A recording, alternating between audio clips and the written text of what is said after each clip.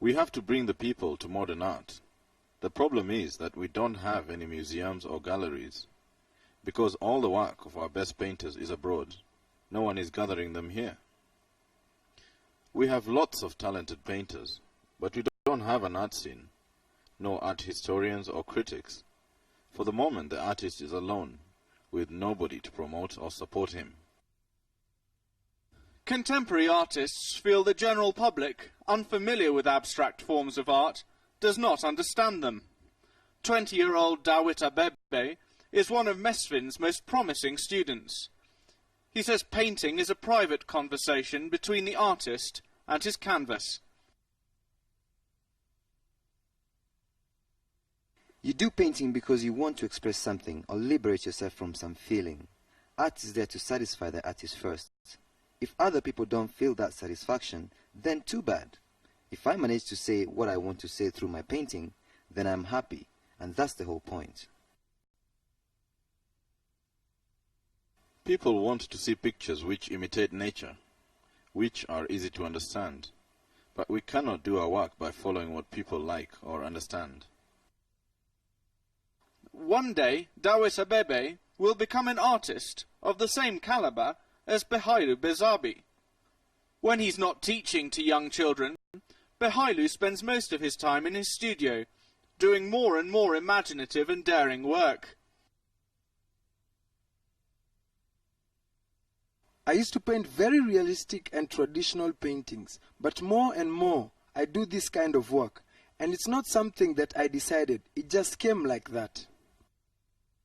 Last month, Behailu had some of his paintings exhibited in this Addis Ababa hotel.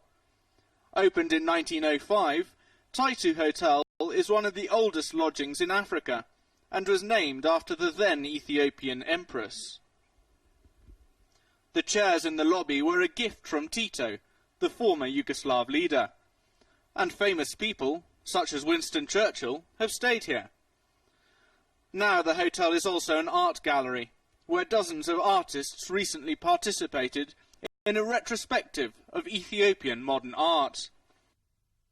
Compelling and dramatic, this painting by Getachew Yosef, called How Long, describes the suffering of Africa seen through the holes of an eyeless skull.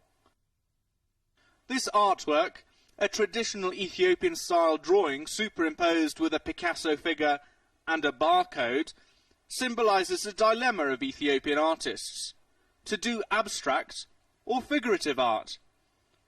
Avant-garde compositions decorate the old attic of the hotel. Despite the indifference of the public, some Ethiopian artists have become successful and organize regular exhibitions. One of them, Daniel Taye, is getting more and more international recognition. The Smithsonian Museum in New York is planning to buy some of his paintings. Taye is a tortured soul and lives with the disturbing impression of being a stranger in this hostile world. I think I don't really love myself. I have not gotten answers for some old questions such as where do we come from and where are we going. I'm not sure about the paradise thing. I know bugs will come out of my own flesh when I'm dead. It means we are rotten from inside.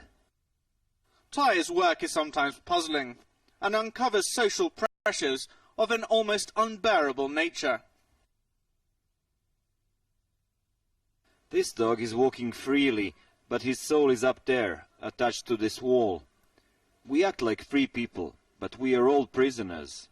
There are lots of impassable walls in my life that I'd like to destroy.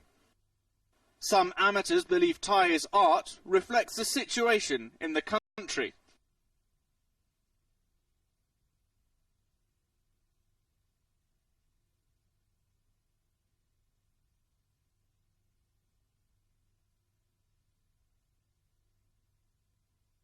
Ethiopia is full of sophisticated and daring contemporary artists, but the country is poor, and art is not a priority.